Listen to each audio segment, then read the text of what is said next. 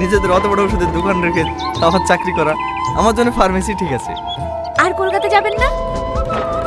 আবার কলকাতা কি করতে যাব? গ্রাজুয়েশন তো কমপ্লিট, গত মাসে ফাইনাল পরীক্ষা হয়ে গেল যে। আকাশ কত বড় হয়ে গেছে মধু, সে এতটুকু বেলায় দেখেছি। তোমার আব্বা মা ভালো আছে তো? হ্যাঁ ভালো আছে, আপনি ভালো আছেন তো আন্টি? আরে থাক মতো থাক, এতদিন আসার সময় হলো, বোনকে ফোন করে করে হাঁপিয়ে গেছি। অত লজ্জা কিসের? নিজের বাড়ি আসবে, বেড়াবা, খাবা, তবে তো ভালো লাগবে। হ্যাঁ, আমাকে চিনতে পারছো? আমি বিয়ার বেটি। ভালো আছেন বেটি?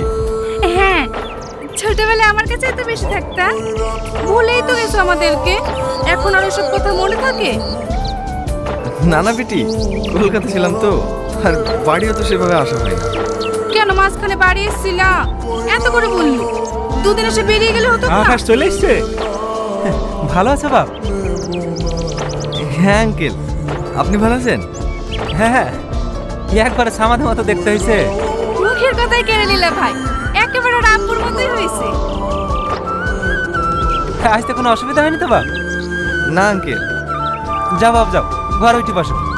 প্রিয়া যা, ঘরে নিয়ে যা। হ্যাঁ চলেন।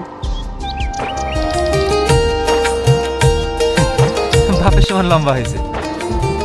যাও ঘর থেকে হেসে চলে এসো, মুরগিটা জবাই করে ফেলি। হ্যাঁ, মাছ শুধু এসছো? নিয়ে আসতে হবে না, অনেকদিন পর জামাই এসছে।